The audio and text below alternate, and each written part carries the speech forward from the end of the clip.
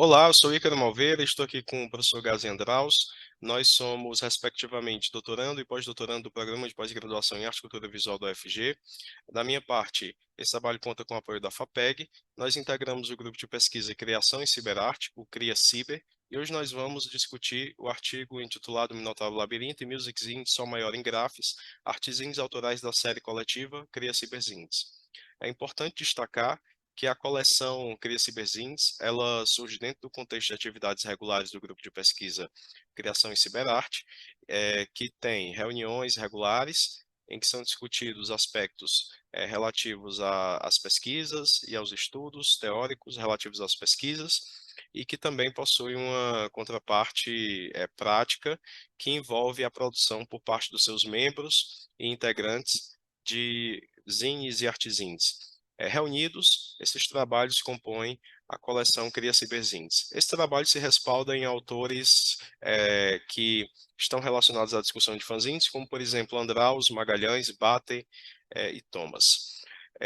A imagem a seguir mostra os Cria Ciberzines lançados até agora. A coleção começou no ano passado, em 2022, já possui 12 números.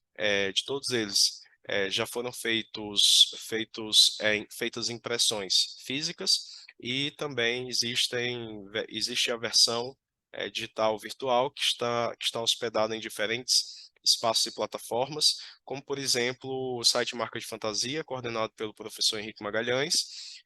Também o Cria Ciber possui um perfil no ISU, onde os artesãos estão postados, e também no perfil do Instagram.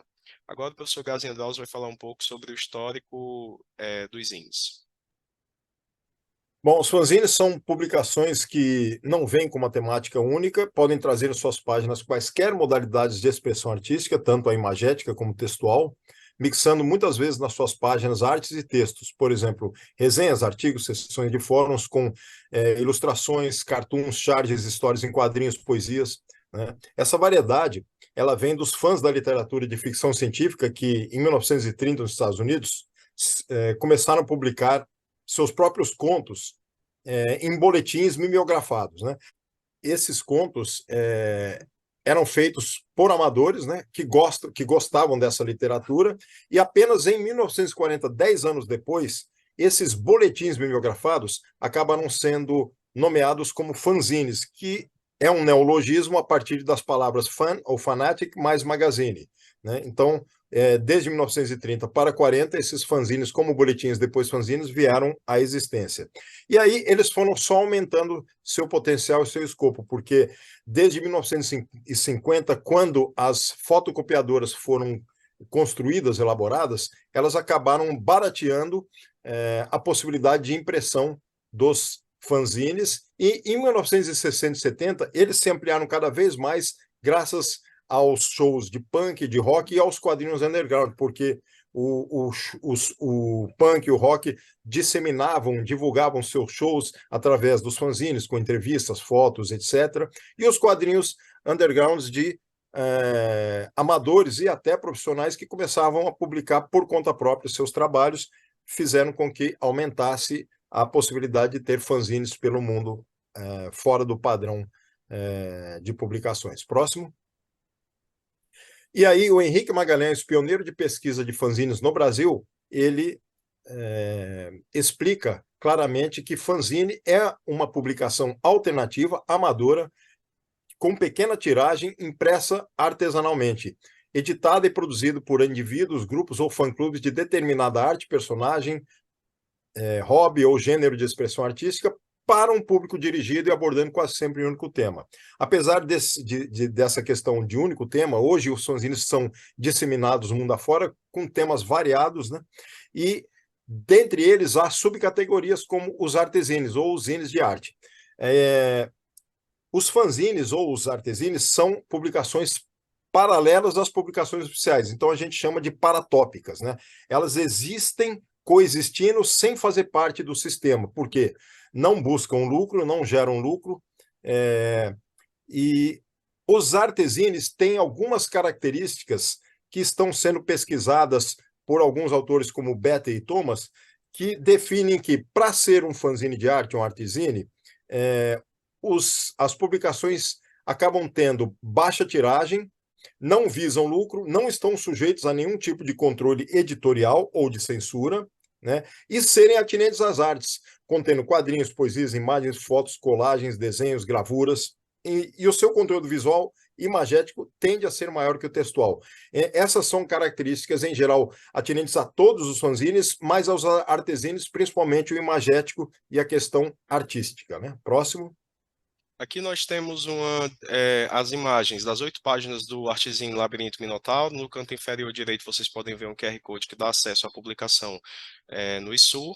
Esse Artezinho, ele traz uma história, uma narrativa, né, que está centrada na perspectiva desse personagem que está perdido no labirinto e que encontra em um determinado momento um minotauro. Vocês podem perceber que o processo de criação foi feito, o desenho especificamente foi feito a lápis, né, e possui essas achuras e esse trabalho com escalas de cinza.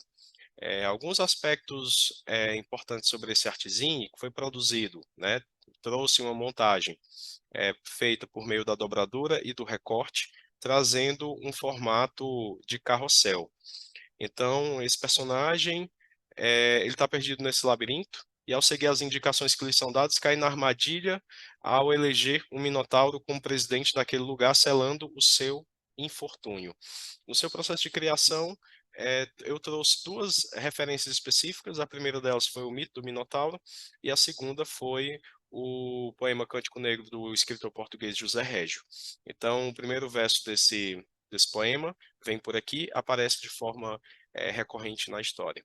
A história, de uma forma ampla, é uma alegoria, uma metáfora que trata no sentido estrito sobre o indivíduo que é induzido ao erro, e no sentido amplo a civilização que se deixa devorar pelos seus falsos mitos. As achuras utilizadas, como eu já falei antes, amontou-se criando uma nuvem de tons de cinza, ao invés de se mostrarem como uma malha de linhas. Esse aspecto, né, busca ressaltar uma dimensão dramática da história que vai caminhando gradativamente até o ápice. Adiante nós temos a discussão sobre o musiczinho, o Gazi vai falar um pouco sobre esse artezinho. Meu processo criativo, ele se baseia em audição de música. Então, quando eu desenho história em quadrinhos poético-filosóficas ou ilustrações, eu geralmente as faço diretamente à tinta, quase como as pinturas, os desenhos dos taoístas, né, naquele momento, e esses desenhos eu fiz mais ou menos com essa base. Cada um deles eu estava ouvindo uma música. E para que a pessoa saiba qual a música que eu estava ouvindo, cada página, cada desenho tem um QR Code que leva a música original que eu escutava enquanto desenhava. E aí os desenhos são um tanto quanto abstratos, apesar de eu vir da área dos quadrinhos, eu também venho da área das artes visuais, né? Então eu trabalho muitas vezes a questão do desenho estar desfigurado ou estar em amplo movimento ou estar até em questão de deformidade. E aqui tem a ver com a audição de música. Eu uso tinta nanquim, às vezes um pouco de pena também, de pincel, né? Mas em geral caneta. E tem uma outra versão. Esse meu fanzine tem 2 versões. Essa que eu mostro nesse artigo, que é o 2D, e tem a versão 3D. Eu transponho minhas artes no software 3D Builder do Windows, que é um software gratuito, e lá eu retrabalho as imagens para que elas deem um efeito tridimensional. E aí eu fiz 2 fanzines iguais, um que é o 2D e o outro 3D. Ambos estão online no site Marca de Fantasia. Próximo. Como considerações gerais, a proposta do CriaCiber Zines se coaduna com essa intencionalidade libertário, criativa, autoral, artística que os fanzines têm em uma de suas modalidades, que são os artezines. Então, o CriaCiber-Zines tem a ver com os artezines, conforme as características apontadas que eu falei, baseadas nos pesquisadores atuais, Beta e Thomas, e até mesmo eu pesquisando essa relação no meu pós-doutoramento, dentro do PPG, ACV, da FAV e UFG, lembrando também que eu sou bolsista do PNPD CAPES, que eu acabei não colocando aqui, esqueci. Mas esse grupo foi deflagrado pelo Edgar Franco Ciber-Pagé, que é mentor e idealizador. Então, a possibilidade de se realizar zines, imprimi-los ou difundi-los pela internet, PDF, abre essa chance de que cada ser humano seja autor de suas ideias, independentemente ou em grupo. E, nesse caso, cada autor tem a liberdade de criação a seu dispor. O interessante é que nós como autores, também somos pesquisadores, o que dá mais relevância e importância ao objeto artístico, que no caso são os fanzines, ou em específico os artezines. E aqui temos referências, as referências utilizadas, né? E, por fim, eu e o Ícaro agradecemos a audiência. Muito obrigado.